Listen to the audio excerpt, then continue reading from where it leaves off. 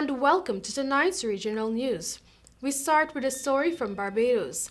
Hurricane Elsa caused power outages, blew roofs off homes, toppled trees, and caused flooding in areas of the island nation of Barbados on Friday.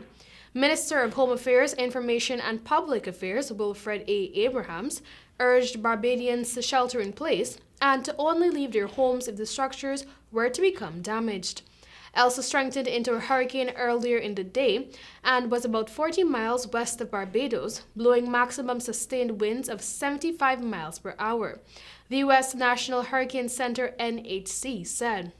The NHC activated a hurricane warning for Barbados, St. Lucia, and St. Vincent and the Grenadines, meaning hurricane conditions are expected in the next few hours, and preparations to protect life and property should be rushed to completion. Elsa's progress should be monitored by the Windward Islands, Leeward Islands, the Virgin Islands, Puerto Rico, the Dominican Republic, and Cuba, the Miami-based NHC said. It forecast additional hurricane warnings that would likely be needed later in the day for portions of Haiti and the Dominican Republic. Elsa strengthened into the first hurricane of the 2021 season Friday morning, according to the National Hurricane Center, and is the first hurricane to hit Barbados in 65 years.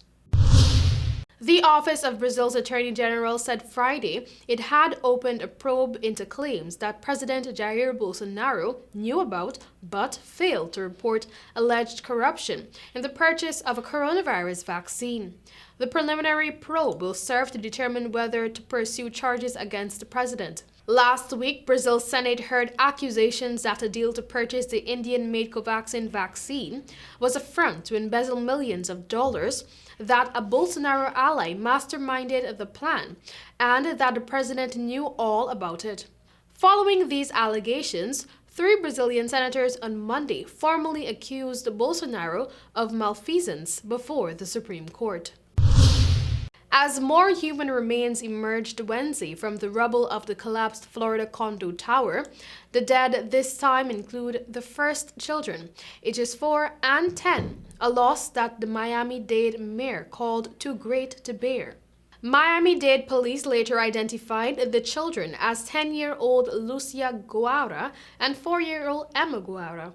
The remains of their father, Marcus Guara, 52, were pulled from the rubble Saturday and identified Monday. The girls and their mother, Anely Rodriguez, 42, were recovered on Wednesday. Search crews going through the ruins found the remains of a total of 6 people Wednesday, bringing the number of confirmed dead to 18. It was the highest one-day toll since the building collapsed last Thursday into a heap of broken concrete. The number of residents unaccounted for stands at 145, while the cause of the collapse is still under investigation.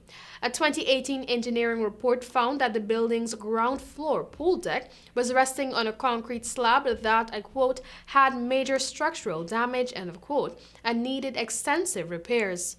The report also found, I quote, abundant cracking, end of quote, of concrete columns, beams, and walls in the parking garage. And finally, American champion Sha'Carri Richardson says she smoked ganja as a way of coping with her mother's recent death. She made this revelation Friday on the Today Show after testing positive for a chemical found in marijuana, which disqualifies her from competing at the Tokyo Olympics.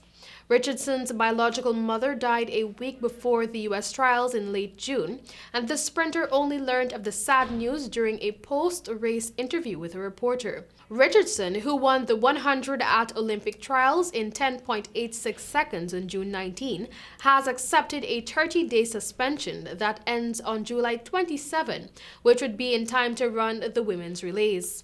U.S. Track and Field has not disclosed plans for the relay.